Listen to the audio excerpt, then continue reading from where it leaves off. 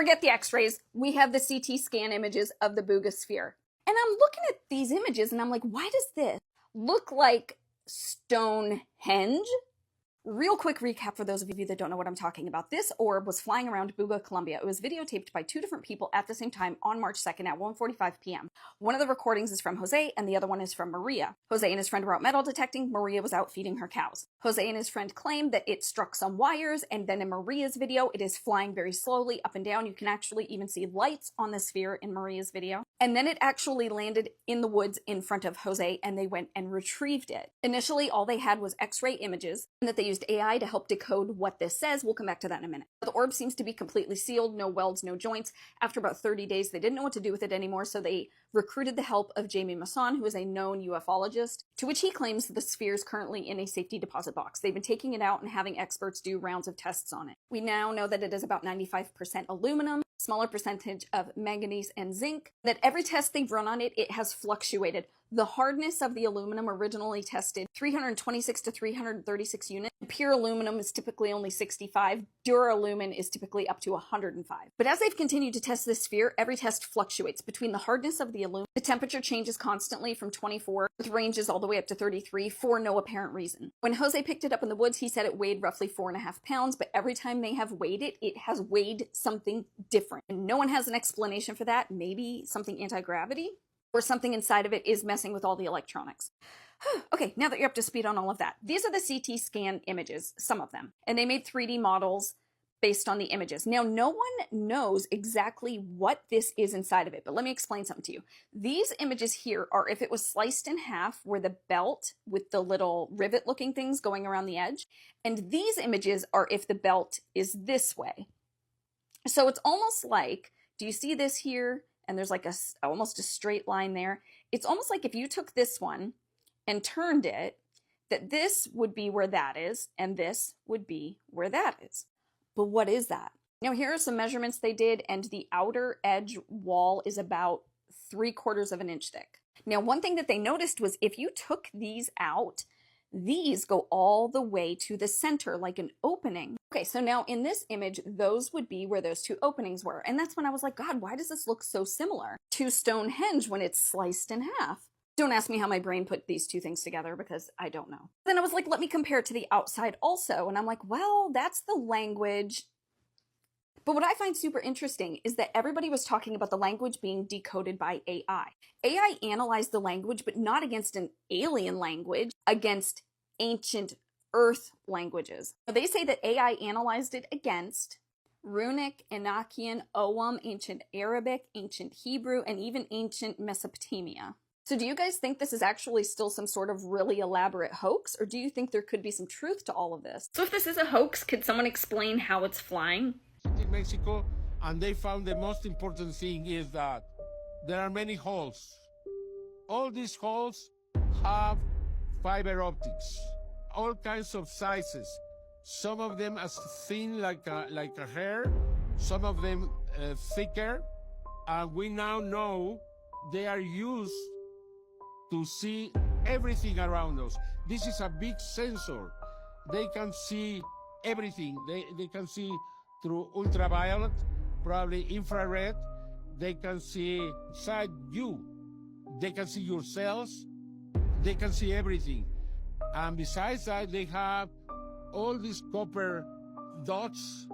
We think that this is the antenna, and they are able to broadcast from the fiber optics to the antenna and from there to somewhere else. There is also these moons here.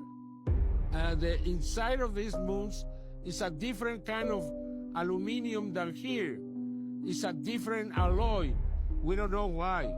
Also, we found that this looks like a chip. They couldn't find what it's made of. Probably it's an alloy that is unknown. When you spin the electrical reactive materials inside of the sphere, you will generate high currents of electricity, generally static. That can only be done if you spin the sphere. If we made the right static and the right amount of it, we could make it levitate.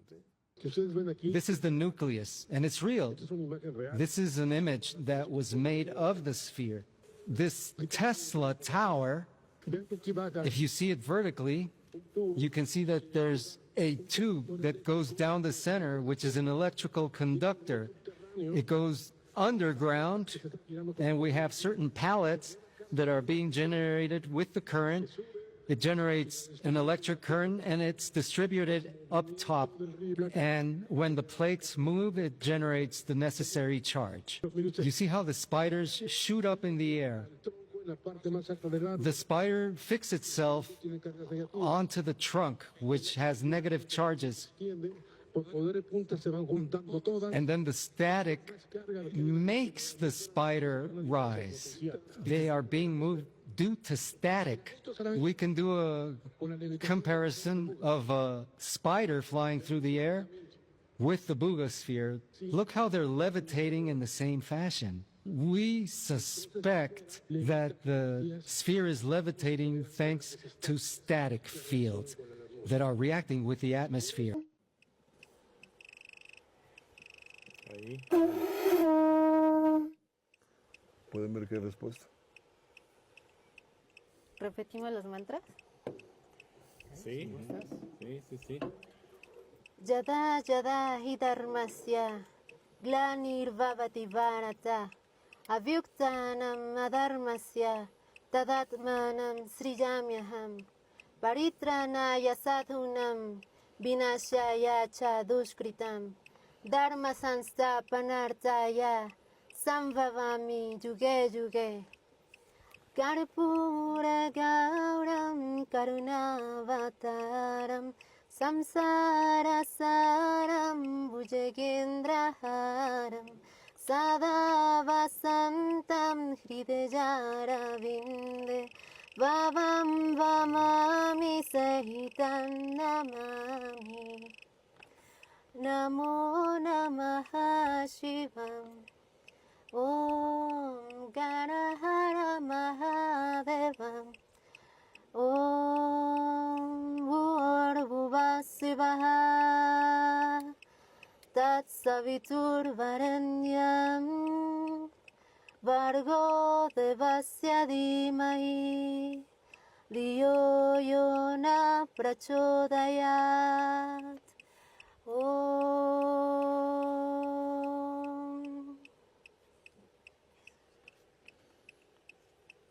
Permítame, porque va a responder. Ahí va. ¿Ya viste? Igual, el mismo comportamiento. Te lo está agradeciendo. Está regresando ese canto. Seguramente algo se activa. Muchas gracias, señorita. Gracias. Mira, mira, mira. ¿Ve qué pasó al tocarla aquí? ¿Ya viste? Muchas gracias, señorita. Nos estás dando un testimonio muy bello. Mira más. Sí. ¿Están grabando todos ustedes? Vean la temperatura, ¿cómo está? 27.6.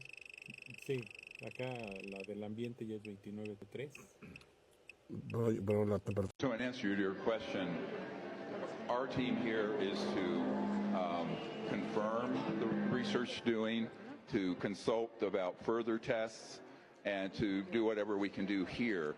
I think for the reason of OPSEC or operational security, it should be in Mexico and not in the United States, frankly, because I operate in the United States and it's very difficult. It's the epicenter of the global security state keeping this secret. Not that there aren't components here, but there it is a problem. So much so that members of Congress are routinely denied information.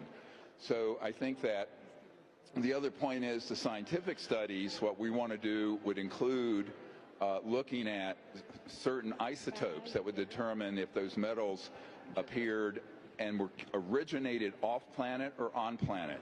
It's very difficult to do, it's expensive, but that's what we're going to try to do. We want to try to carbon date it from the polymer if we can get enough.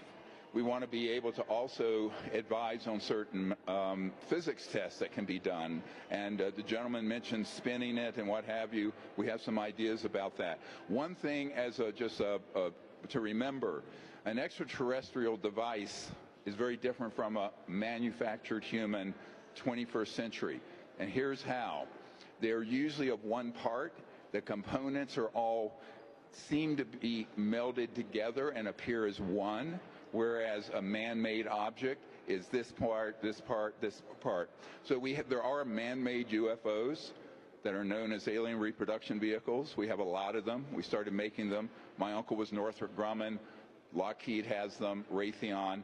Those are parts and pieces, and they look like a manufactured object. The extraterrestrial vehicles are seamless.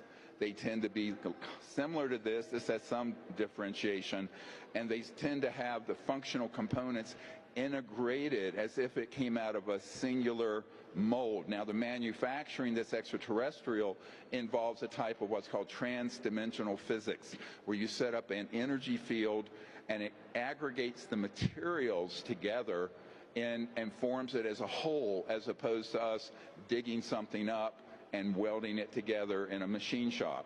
So we know the difference between extraterrestrial, say, manufacturing and 21st century human manufacturing. Now the question is, there have been extraterrestrial involvement with this planet for probably millions of years, certainly for millennia, and is this object from a prior extraterrestrial involvement, or even an ancient civilization that lived here that was perhaps even human or part human that made these? This is why we want to be able to date it. If it's 5,000 years old or 2,000 years old, that's a huge bit of data, because at that point you realize, well, it can't be anything made recently, and therefore how was it made? Because aluminum has I think needs 10,000 degrees to smelt it.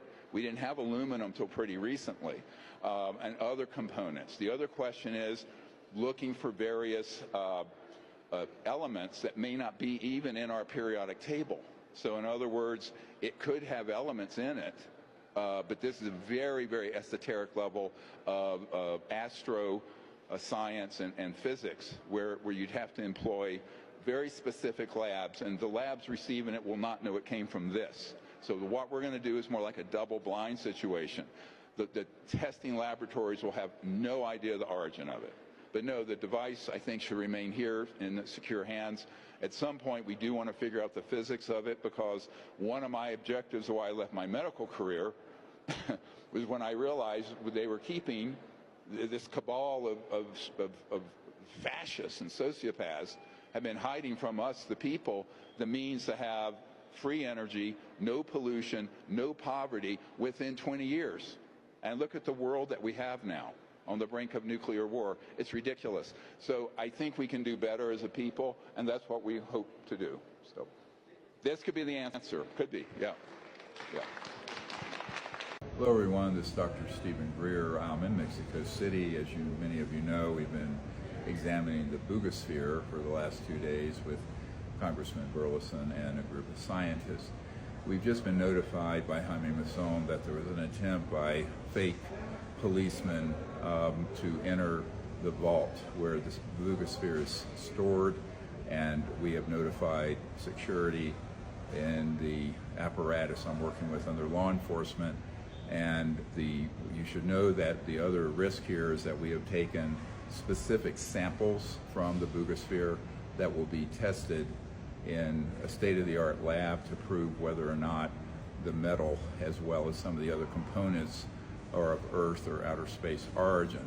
Those scientists' information have been provided to the top law enforcement and security apparatus that I'm working with, and so any sort of attempts to interfere with this examination will be known, and the people and perpetrators will be held to account for.